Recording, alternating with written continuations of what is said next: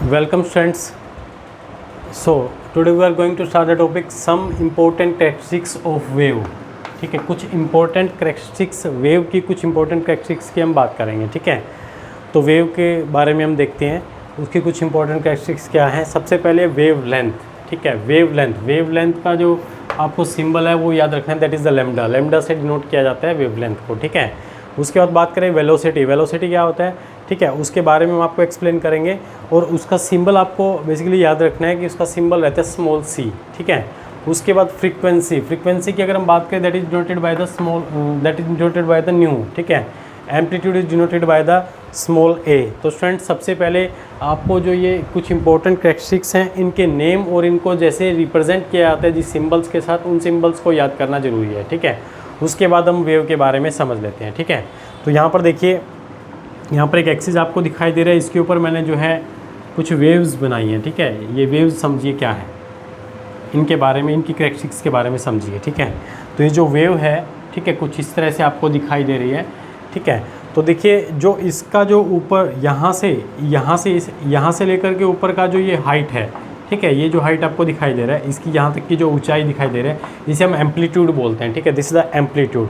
ठीक है, और ये जो इसके नीचे जो गहराई है इसे भी हम एम्पलीट्यूड ही बोलते हैं. तो मतलब ये चाहे इतना यहाँ से यहाँ का कितना ऊंचाई है दैट इज़ एम्पलीट्यूड. ठीक है, यहाँ से यहाँ तक का कितना है दैट इज़ ऑल्सो एम्पलीट्यूड. इसको मैंने स्मॉल ए से डिनोट किया है. ठीक है, ये जो ऊपर वाला आपको दिखाई दे रहा है दैट दिस वन.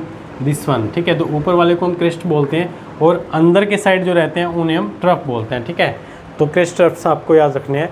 उसके बाद अगर हम बात करें एक वेव का, ठीक है, इस वेव से जो बीच में जो डिस्टेंस है that is the wave length. ठीक है, इस डिस्टेंस को हम क्या बोलते हैं कि ये इसका वेव का लेंथ है. ठीक है, तो ये इसका वेव लेंथ कहलाएगा. इसी तरह से नीचे भी इसको हम वेव लेंथ जिसे हम जो है लैम्डा से डिनोट करते हैं. समझ में आ रहा है स्टूडेंट्स. ठीक है, तो इस तरह से क्रेस्ट, ट्रफ हो गया, एम्पलीट्यूड्स हो गया. ठीक है, और ये वेव लेंथ हो गया जिसे हम लैम्डा से डिनोट करते हैं. समझ में आ रहा है स्टूडेंट्स. ठीक है, तो ये होगी हमारे कैरेक्टरिस्टिक्स कुछ वेव की. ठीक है, जिसमें आपको 4 चीज़ें आपको याद रखनी है. ठीक है, उनके सिंबल्स आपको याद करने हैं, वेवलेंथ, वेलोसिटी. ठीक है, उसके बाद फ्रीक्वेंसी और एम्पलीट्यूड. ठीक है, इन चारों के बारे में थोड़ा सा और एक्सप्लेन करते हैं हम. इनके बारे में आपको और भी बताएंगे. ठीक है, इसकी डेफिनेशंस आपको नोट करवाएंगे, इनका क्या मेन रोल है. ठीक है, ये सब चीज़ें क्या हैं इनके बारे में और भी आपको एक्सप्लेन करने वाले हैं. तो सबसे पहले हम डिस्कस करने वाले हैं वेवलेंथ के बारे में. तो स्टूडेंट्स वेवलेंथ क्या होती है, जिसको भी हमने वेव्स में भी देखा है कि उसे लैम्डा से डिनोट करते हैं. तो स्टूडेंट्स देखिए, wavelength of a wave is defined as the distance between any two consecutive crests और द ट्रफ्स.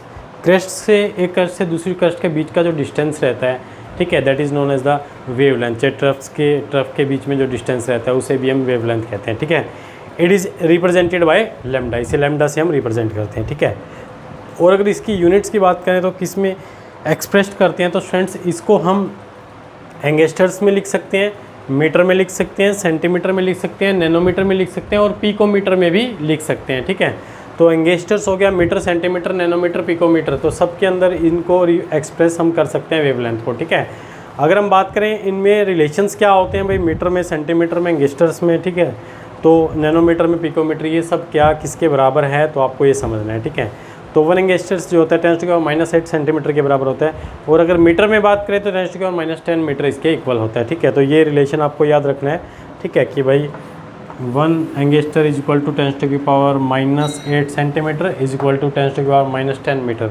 तो इस तरह से हम इसे सेंटीमीटर में लिख सकते हैं और मीटर में भी लिख सकते हैं. तो ये तीनों का रिलेशन आपको याद रखना है. ठीक है, उसके बाद अगर हम बात करें कि 1 नैनोमीटर किसके बराबर है, तो 1 नैनोमीटर जो होता है 10⁻⁻9 मीटर के बराबर होता है. ठीक है स्टूडेंट्स, उसके बाद अगर हम बात करें कि भाई पिकोमीटर और मीटर में क्या रिलेशन है, तो 1 picometer is equal to 10⁻⁻12 meter के बराबर होता है. ठीक है स्टूडेंट्स, तो इस तरह से हम वेवलेंथ के जो जो इसको एक्सप्रेस करने वाले जो यूनिट्स हैं उनको हम याद रख सकते हैं. ठीक है, उनके रिलेशंस हमें याद करने बहुत ज़रूरी है. समझ में आ रहा है स्टूडेंट्स.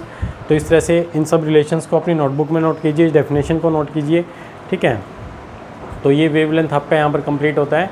इसके बाद हम नेक्स्ट टॉपिक जो है इसका शुरू करेंगे. ठीक है, तो वेलोसिटी, एम्पलीट्यूड्स, ये जो सब चीज़ें मैंने आपको लिखवाई थी, इन सब की डेफिनेशंस और इनके जो यूनिट्स, इनको कैसे एक्सप्रेस करते हैं, इनको रिप्रेजेंट कैसे करते हैं, तो इनकी डेफिनेशंस अब मैं आपको नोट करवाऊँगा. ठीक है, तो आप इसका स्क्रीनशॉट लेकर के अपनी नोटबुक में नोट कर लीजिए.